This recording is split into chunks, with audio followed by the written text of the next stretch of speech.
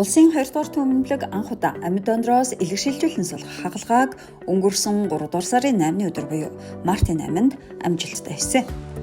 Ингэснээр эд эрхтэн шилжүүлэн суулгадаг 1-р эмнэлэг болон хавдар судлалын үндэсний төвийн ачааллыг хугаслан донор хүлээн хагалгааны хувиар урагшлахыг харуултан суугаа олон иргэдийн амь насыг уртасгах аврах боломжийг нэмэгдүүлсэн онцгой түүхэн хуудас шинээр нэгдэж байгаа юм а.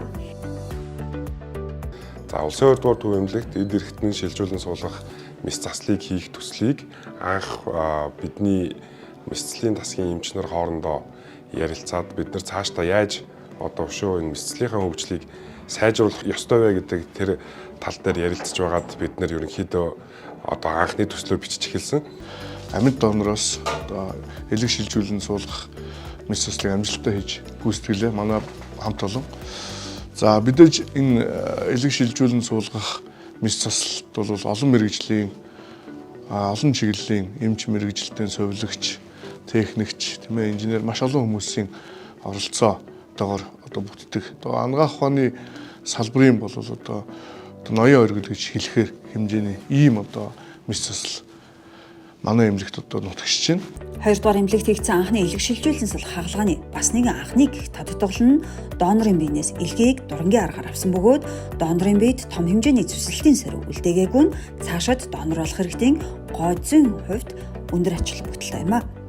Анх 2011 оны 9-р сарын 24-нд Монголд амьд донороос элэг шилжүүлэн сулгах мэс заслыг бүгд найрамдах Солонгос улсын Асаан анагаах ухааны төвийн эмч нартай хамтран амжилттай гүйцэтгэсэн бөгөөд Монголоос дэлхийд элэг шилжүүлэн суулгасан 46 дахь орноор бүртгэгдсэн байдаг. За улсын 2 дугаар төв эмнэлэгт эд эрхтэн шилжүүлэн суулгах мэс засал дээр биднэрт бас маш их одоо тус дэм болсон нэг зүйл бол кофе ээж төсөл байгаа. Энэ нь бол Солонгосын засгийн газрын эмнэлгүүдийн үйл ажиллагааг хөгжиж байгаа орнуудын эмнэлгүүдийн үйл ажиллагааг дэмжих тийм олон улсын хөтөлбөр байдаг. Энэ хөтөлбөрт улсын 2 дугаар төв эмнэлэг хамрагдаж сүүлийн 5 жилийн хугацаанд бол эмнэлгийнхаа үйл ажиллагааг сайжруулах тал дээр маш их ажилласан. За энэ төслийг кофе ээж төслийг бол Солонгосын кофе ээж Камбук, Самсунг эмнэлгүүдтэй хамтран улсын 2 дугаар төв эмнэлэгт нэвтрүүлэх үйл ажиллагааг одоо би координатор эмчээр нь бол ажилласан. За энэ хугацаанд бол кофе ээж төсөл манай совилгын салбар болон цөмийн анагаах ухаан мөн бусад эмнэлгийн эрчим дэмжлэгээ, яаралтай тусламж зэрэг бүх үйл ажиллагаа, лабораторийн үйл ажиллагаанд хамгийн сайн нөлөөлөл үзүүлсэн. Бас бидний тоног төхөөрөмж болон хүний нөөцийг сургахад бол их тус болсон.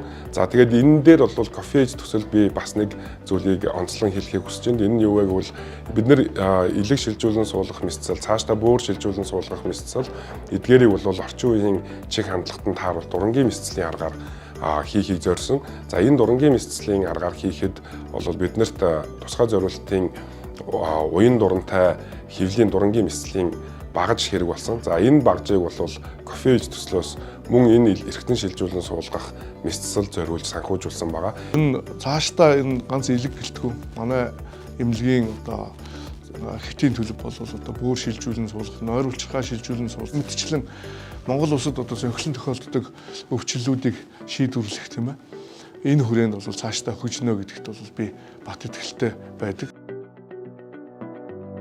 Элэг шилжүүлэн суулгах мэс заслын 1 жил амьдрах хувь 94, 3 жил амьдрах чадвар 93%, 5 жил амьдрах чадвар 92 гаруй хувь байгаа нь дэлхийн өндөр хөгжилтэй орнуудын элэг шилжүүлэн суулгах бусад төвүүдийн үзүүлэлттэй дүүхэд хэмжээнд хүрснийг илтгэнэ.